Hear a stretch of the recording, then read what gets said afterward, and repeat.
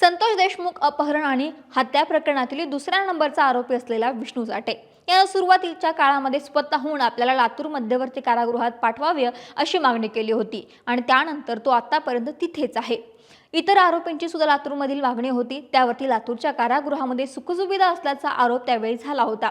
पण जिल्हा कारागृहाचे तत्कालीन अधीक्षक पेट्रट्स गायकवाड यांच्या बदलीनंतर विष्णूला आता बीडला यावं वाटतंय। पण का? यामागे मोठं इंगित आहे आणि मोठं गौडबंगाल असल्याची चर्चा सुरू आहे। प्रकरण नेमकं काय आहे पाहूयात व्हिडिओच्या माध्यमातून। नमस्कार, मी अक्षता आणि तुम्ही पाहताय सकाळ। एकीकडे धनंजय मुंडे विरोधी पक्षनेते आणि पालकमंत्री असताना संतोष देशमुख हत्या प्रकरणातील मुख्य आरोपी असणारा वाल्मिक कराड अख्ख्या जिल्ह्याचे प्रशासन चालवत होता।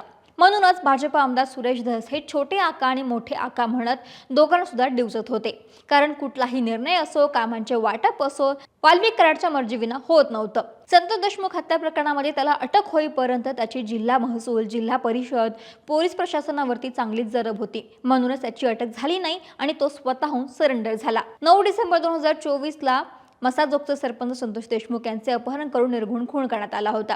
मुख्य आरोपी वाल्मिक कराड हा 3 आठवड्यांनी पुण्यात शरण आला, पण विष्णू चाटेला पकडल्यानं चित्र निर्माण झालं। वास्तविक एवढा काळ फरार विष्णू बीडजवळ महामार्गावरती पकडला होता, त्यामुळे त्याचीही शरणागती होती का, पकडलं असा प्रश्न अजूनही आहे। दरम्यान मागच्या वर्षी जानेवारी आणि फेब्रुवारी या कालावधीमध्ये हे आरोपी पोलीस कोठडीमध्ये होते। पुन्हा न्यायालयीन कोठडी मिळाल्यानंतर आरोपींची रवानगी ही बीड न्यायालयामध्ये करण्यात आली होती। मात्र विष्णू चाटेनं आपल्याला लातूरच्या कारागृहामध्ये ठेवावे अशी कारागृह प्रशासनाकडे मागणी केली होती। तो सध्या सुद्धा लातूरच्या मध्यवर्ती कारागृहामध्ये असून वाल्मिक कराड, सुदर्शन घुले, सुधीर सांगळे, प्रतीक घुले, जयराम चाटे आणि महेश केदार हे बीडच्या कारागृहामध्ये आहे, तर विष्णू चाटे आणि इतर आरोपी लातूरच्या कारागृहामध्ये ठेवण्यात आलेले आहे। या मागणीनंतर भाजप आमदार सुरेश धस यांच्यासह इतरांनी आरोपींच्या फैरी झाडल्या होत्या। तिथे विशेष सुखसुविधा मिळत असल्याचा आरोप केला होता।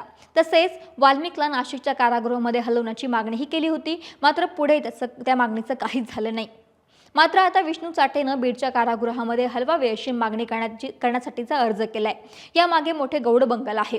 संतोष देशमुख खून प्रकरणानंतर जिल्ह्यातील वातावरण ढवळून निघालं होतं आणि कायदा आणि सुव्यवस्थेचे मुद्दे चव्हाट्यावरती आले होते। त्यामुळे जिल्हाधिकारी, पोलीस अधीक्षक, मुख्य कार्यकारी अधिकारी, जिल्हा शल्यचिकित्सक आणि कारागृहाच्या अधीक्षक पदावरती ही नवीन आणि कडक अधिकारी नेमले गेले होते। यातच तत्कालीन कारागृह अधीक्षक पेट्रट्स गायकवाड यांनी जेव्हा जलप्रशासन कडक केले, भुरट्यांना मिळणाऱ्या गांजांपासून मोठ्या कायद्यांना मिळणाऱ्या VIP सुविधा थांबवल्या, त्यामुळे कराड समर्थकांनी त्यांना घेरलं आणि ते सुद्धा या काळामध्ये कचऱ्यात सापडले। धर्मांतराच्या संवेदनशील मुद्द्यामध्ये गाठून पेट्रट्स गायकवाड यांची बदली झाल्यानं जेलमधील वाल्मिकांनी त्यांच्या गँगनं सुटकेचा श्वास घेतला। वाल्मिकला जेवण, त्याचे कपडे धुणे असे काम करणारे त्याचे चेले करत आहेत। याला साहजिकच जेलच्या वरिष्ठांचा आशीर्वाद आहे। अशा बाबींना पायबंद घालण्याचा प्रयत्न करणाऱ्या एका कर्मचाऱ्याला धमकवण्यात आलं आणि हे प्रयत्न वरिष्ठांना दाबून नेले। आता पुन्हा एकदा जल प्रशासन हे वाल्मिकच्या बाजूने असल्याची चर्चा आहे आणि त्याचमुळे विष्णूला लातूरहून पुन्हा एकदा बीडला यायचंय असं बोललं जाते आणि त्यामुळेच त्यांनी लातूर येथील कारागृहामध्ये असलेला आरोपी विष्णू चाटे यांना बीड कारागृहामध्ये स्थलांतरित करण्यासाठीचा अर्ज केलाय। या अर्जावरती सरकारी पक्षाने अद्याप आपलं म्हणणं सादर केलेलं नाही असं बचाव पक्षाचं म्हणणं आहे। तर हा विषय न्यायालयाच्या कक्षेमध्ये येत नसून तो कारागृह प्रशासनाच्या अखत्यारीत येत असल्याचं सरकारी पक्षाचं म्हणणं आहे। 7 फेब्रुवारी रोजी पुढील सुनावणी होणार आहे, त्यामुळे येत्या सुनावणीला काय होतंय आणि विष्णू चाटेची ही मागणी मान्य होते का हे पाहावं लागेल। महाराष्ट्रातील सर्व बातम्यांचे विश्वासार्ह व्यासपीठ सकाळच्या सर्व सोशल मीडिया प्लॅटफॉर्मला लाईक, फॉलो आणि सबस्क्राईब करा। तसंच सर्व नोटिफिकेशनसाठी बेल आयकॉन प्रेस करायला विसरू नका।